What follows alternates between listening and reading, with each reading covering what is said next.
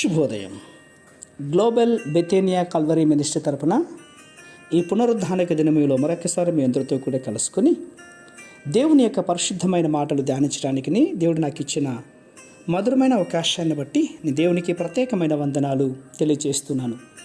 ఈరోజు కూడా పరిశుద్ధమైన వేద గ్రంథంలో నుండి మరొక చక్కటి మాటను చదువుకుందాం. యెషయా గ్రంథము 29వ అధ్యాయము 10వ వచనాన్ని నేను చదువుతున్నాను. దయచేసి గమనించండి. యెషయా గ్రంథము 29వ అధ్యాయము 10వ వచనము.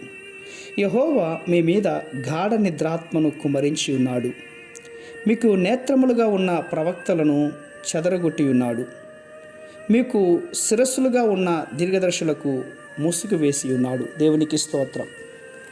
గమనించండి, దేవుడు గాఢ నిద్రాత్మ అన్నటువంటి అపవాది మనకు అనుగ్రహించినప్పుడు మన సమయాన్ని వ్యర్థం చేస్తున్నట్లుగా కనపడుతుంది.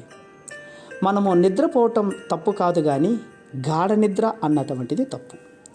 ఈ గాఢ నిద్రపోవటం వలన దేవుని యొక్క పనులు ఆగిపోతాయి. మన యొక్క జీవితంలో అధికంగా దేవుని యొక్క పనులు చేయాలి అంటే తప్పకుండా నిద్రను తగ్గించుకోవాలి. ఈరోజు ఎంతమంది ప్రజలు తమ యొక్క పనులు చేయటానికి తమ నిద్రను నష్టపరుచుకుంటున్నారు చెప్పండి. అయితే దేవుడు తన ప్రజల యొక్క యజమానుల యొక్క పనుల నిమిత్తమై, తండ్రి యొక్క పనుల నిమిత్తమై తను ఎన్నోసార్లు నిద్రలేని రాత్రులు గడిపి ఉంటున్నాడు. దేవుని వాక్యంలో మనకు ఎంతగా సూటిగా మాట్లాడుతుంది. చాలా రోజులు రాత్రిపూట ఆయన నిద్రను నష్టపరుచుకున్నాడు.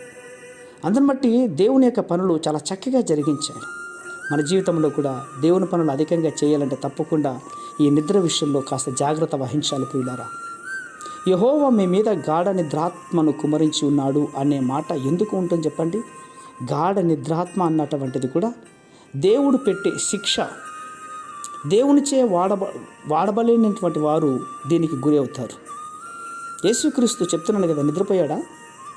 అనేక సార్లు రాత్రంతా కూడా ప్రార్థించాడు కదా.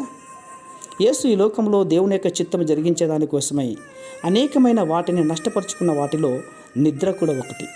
అధికంగా యేసుక్రీస్తు వారు నిద్రను నష్టపరుచుకున్నారు. మనము కూడా అదే పని చేయాలి.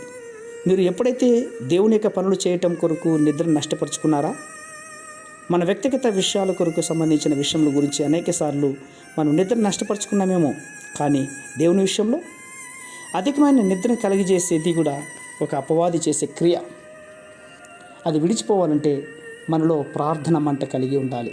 ఎవరైతే ప్రార్థన మంటను కలిగి ఉంటారో వారి జీవితంలో గాఢ నిద్ర అన్నటువంటిది ఉండదు, రావటానికి అవకాశమే లేదు.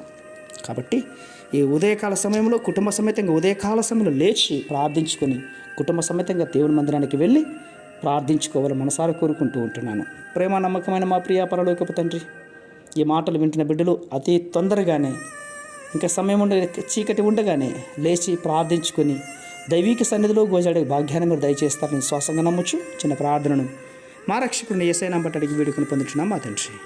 ఆమేన్, ఆమేన్, ఆమేన్.